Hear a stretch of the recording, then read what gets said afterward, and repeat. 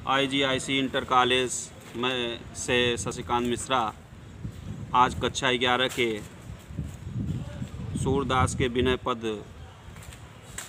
को लेकर उपस्थित हुए हैं, जिनके पद हैं।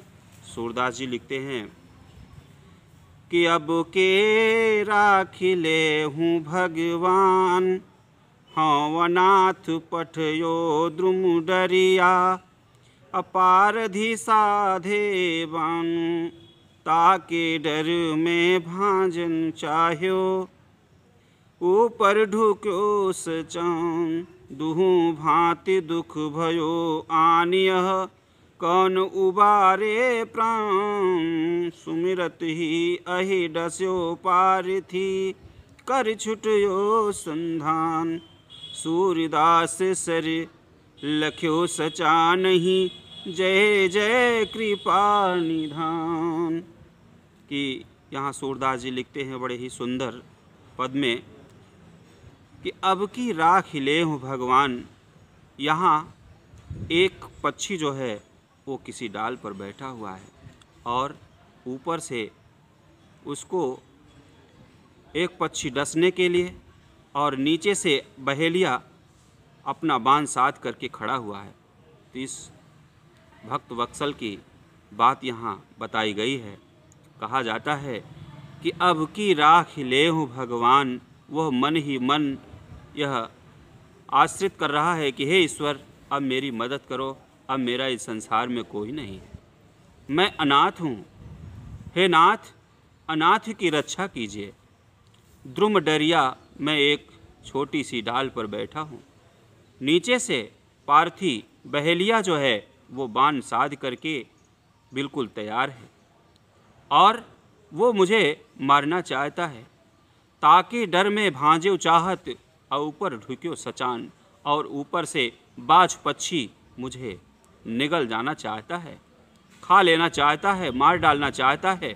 तो दुहु भांति दुख भयो आनियह, कौन उबारे प्राण, दोनों भांति से ही अब दुख है।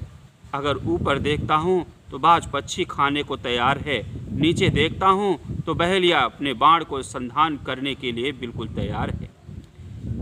तो अब मेरे प्राण सिर्फ आपके ही हाथ में है प्रभु, आप मेरी रक्षा कर सकते हैं।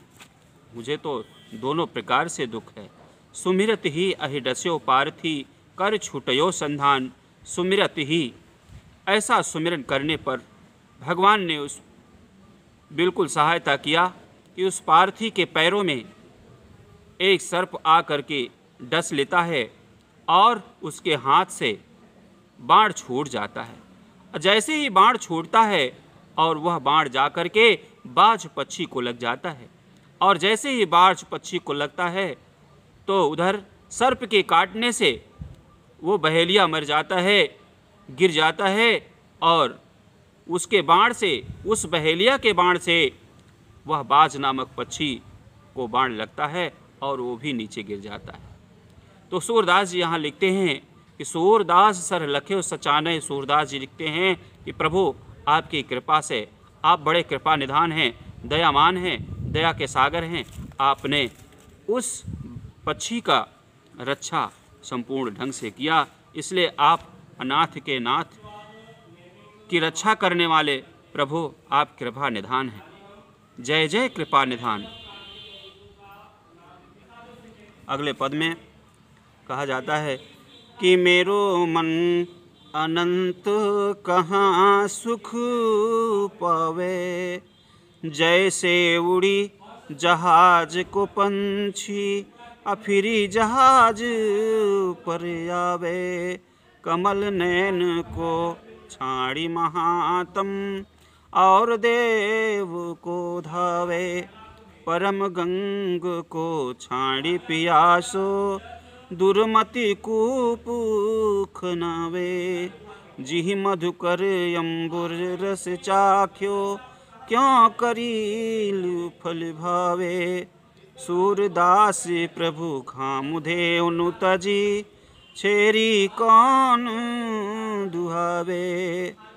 यहाँ इस पद में सूरदास जी लिखते हैं कि मेरो मन अनंत कहाँ सुख पावे। देखिए, मन जब भटकता रहता है, कभी इधर कभी उधर, तो उसे सुख नहीं मिलता। यानी कभी इस भगवान की पूजा करना, कभी उस भगवान की पूजा, कभी ये मन में करना, कभी वो मन में करना, तो यह अनंत है, इसका कभी भी अंत नहीं हो सकता। यह चाहता है कि कितना बना लूं, कितना अधिक से अधिक संजो लूं, लेकिन संजो नहीं पाता। जैसे कि कहा गया है कि जिस नाव पर बैठा हुआ पक्षी जैसे उड़ी जहाज को पक्षी फिर जहाज पर आवे, जैसे पानी में चलता चलता हुआ नाव पर पक्षी उड़ता है और उड़ करके फिर वह दाने मुँह चोंच में लेकर फिर जहाज पर आ जाता है। जैसे उड़ी जहाज को पक्षी फिर जहाज पर आवे, कमल नयन को छाण महात्म और देव को धावे। कहने का भाव यह है कि हम अपने परम प्रिय भगवान को छोड़ करके किसी और देवताओं का ध्यान करते हैं, तभी मेरा मन बहकने लगता है। जैसे कि पास में गंगा जी हैं, पास में ही गंगा जी बह रही हैं, लेकिन प्यासे को पानी नहीं मिल पा रहा है। वह कहीं दूर जा कर के कूप खनाने की बात करता है। प्यास तो आस लगी है, गंगा पास में ही बह रही हैं, लेकिन पानी नहीं पी सकता और दूर जाकर कुएं खनवाने का प्रयास करता है। जी मधुकर अंबुज रस चाख्यो, क्यों करील फल खाए। जो भंवरे सुंदर कमल जैसे पुष्प के रसों का पान कर लिया है, सुंदर कमलिनी के रस का पान कर लिया है, वो करील के फल को कभी नहीं पाएगा। अर्थात जो अच्छे परम ब्रह्म का ज्ञानी है, जो ज्ञान प्राप्त कर लिया है, जो ज्ञान से परिपूर्ण है, वो कभी भी अज्ञानता की ओर नहीं जाएगा। यहाँ सूरदास जी प्रभु कामधेनु तज छेरी कौन दुहावे, कामधेनु का जिसको दूध प्राप्त हो रहा है, वो बकरी का दूध क्यों दुहाने जाएगा।